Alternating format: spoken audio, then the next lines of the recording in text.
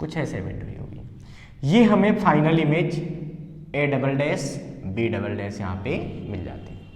ठीक है, इसका मतलब पहली जो इमेज मिली A डैश B डैश वो ऑब्जेक्टिव से मिली है, तो ऑब्जेक्टिव के लिए ऑब्जेक्ट और ये उसकी इमेज। ठीक है, और ये आईपीस के लिए ऑब्जेक्ट का काम करेगी, फिर आईपीस की वजह से हमें ये इमेज मिलेगी जो कि हमको थोड़ा सा बड़ी होके दिख रही है। बच्चों इस सिचुएशन में visual angle for object is this alpha. तो यहां पे अल्फा क्या हो गया, विजुअल एंगल हो गया, किसका, ऑब्जेक्ट का। आई पीस से जो एंगल बनना है, हमने आंख अपनी यहां पे रखा होगा कहीं, ठीक है, तो आई पीस से जो हमारी आईज पे एंगल बनना है ये क्या है, बीटा है। ये एंगल क्या बनना है, बीटा बनना है। ठीक है, करेक्ट। तो जब ये एंगल अल्फा है तो देखिए ये वाला भी एंगल क्या बनेगा, अल्फा बनेगा। और आपको पता है टेलीस्कोप में हम क्या करने जा रहे हैं, मैग्नीफाइंग पावर निकालने जा रहे हैं। और मैग्नीफाइंग पावर का फार्मूला क्या होता है, m इज इक्वल टू होता है बीटा अपान अल्फा।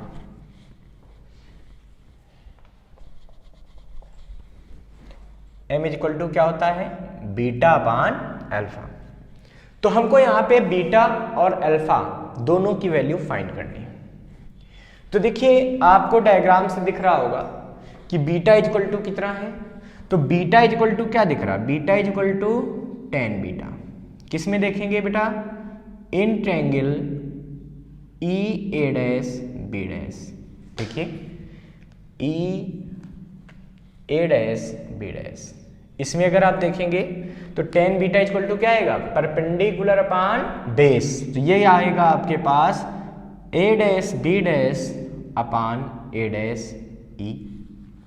ठीक है, अब देखिए अगर आप यहां से अल्फा फाइंड करते हैं तो इन ट्रायंगल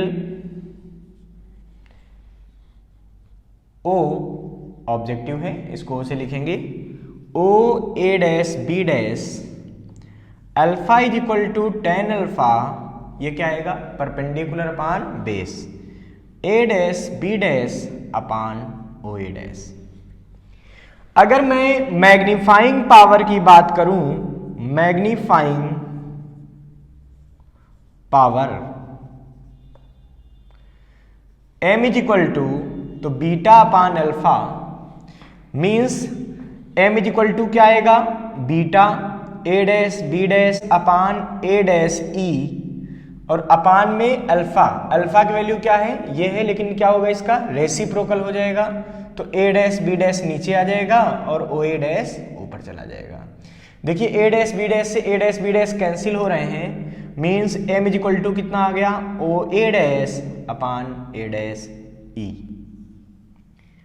अब देखिए ये ओ ए डैश क्या है, ए डैश ई क्या है, तो देखिए आपको पता है कि इनफाइनाइट से जो लाइटें आती हैं वो फोकस पर इमेज बनाती हैं, मीन्स ये पहले लेंस के फोकल प्लेन में होगा, तो ये FO हो जाएगी डिस्टेंस। ये डिस्टेंस कितनी हो जाएगी, FO। आई पीस के लिए ये ऑब्जेक्ट पक्का है कि इसके फोकस के आगे रही होगी, फोकस के आगे थी तभी तो उसका वर्चुअल इमेज इसने बनाया, क्योंकि A dash B dash eyepiece के लिए क्या है, ऑब्जेक्ट है। ऑब्जेक्ट है तो ऑब्जेक्ट क्या हुआ होगा, फोकस के आगे रखा होता है, तो इमेज कहां बनती है, वर्चुअल बनती है। इसका मतलब इस सिचुएशन में A dash B dash F E के आगे होगा। जब ऐसा हुआ बच्चों तो इस डिस्टेंस को हमने अभी क्या मान रखा है, यू ई मान लेते हैं यहाँ पे। ठीक है, तो अगर हम वैल्यू पुट करेंगे, m की वैल्यू हमको क्या मिल जाएगी, m की वैल्यू मिल जाएगी ओ ए डैश, यहां से देखिए ओ ए डैश कितना है, FO upon E A dash, तो देखिए ई ए डैश क्या है, पीछे की साइड है, FO इसके लिए क्या था, आगे साइड था, तो माइनस का UE, means m is equal to मिल गया FO अपान माइनस का UE। अब देखिए हम फिर वैसे ही दो स्पेशल केसेस करेंगे। ठीक है, case first, when the final image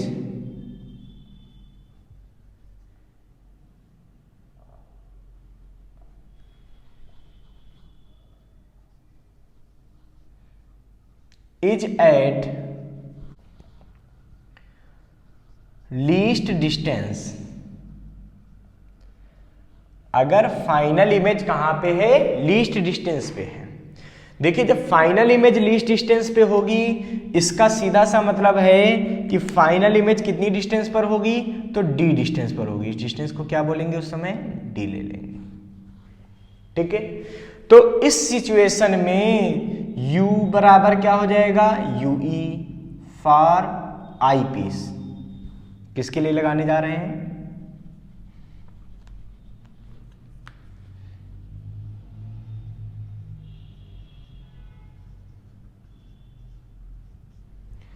u बराबर minus UE, v is equal to minus का d, एंड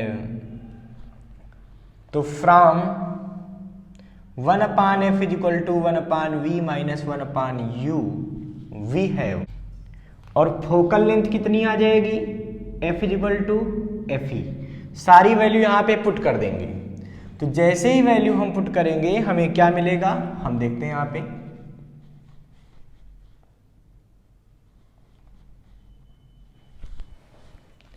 हमें ये मिलेगा 1/Fe is equal to 1/V की जगह क्या आ गया बच्चों, माइनस डी, और माइनस 1/माइनस का Yui.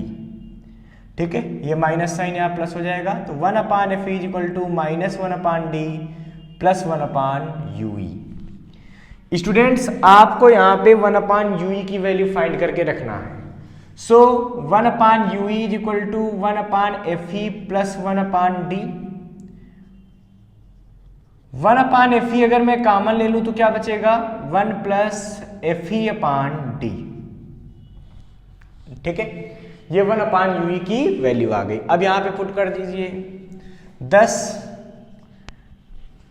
m is equal to क्या मिल रहा, देखिए FO/UE। तो 1/UE की जगह क्या आ गया, अपान में Fe और 1 plus Fe/d। This is the value of magnifying power of the telescope when the image is at least distance of vision. इस समय लेंथ क्या होगी टेलीस्कोप की,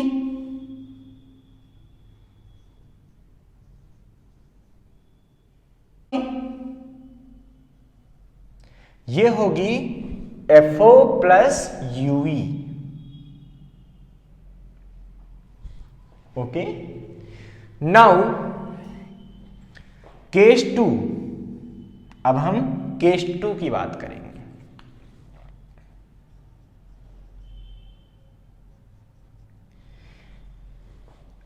when image is at infinity, अगर ये मान लिया जाए कि फाइनल इमेज जो है वो इन्फिनिटी पे बनती है तो क्या होता है। देखिए फाइनल इमेज इन्फिनिटी पे तभी बन सकती है जब a डैश b डैश कहां हो, फोकस पे हो, आई पीस के। क्यों, क्योंकि जब a dash b dash I dash के फोकस पे होगा तो बनने वाली इमेज कहां हो जाएगी, इन्फिनिटी पे हो जाएगी।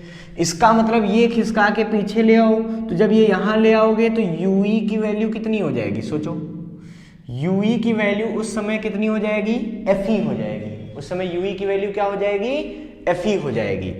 इसका मतलब इस सिचुएशन में ue बराबर क्या हो जाएगा, fe के।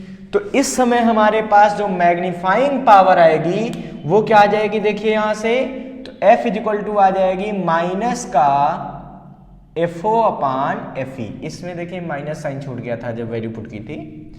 ठीक है, तो m इज इक्वल टू हो गया माइनस का FO/FE। और इस समय अगर मैं लेंथ निकालता हूं, length of microscope, length of telescope, तो ये हमारे पास आता है इज इक्वल टू कितनी आ जाएगी लेंथ, सोचिए इसकी। तो इसकी लेंथ क्या आएगी, तो FO और प्लस FE, तो उस समय आ जाएगी FO plus FE। This will be the length of telescope. अब आप इसको नोट कर लीजिए, ठीक है, आप इसका स्क्रीनशॉट भी ले सकते हैं।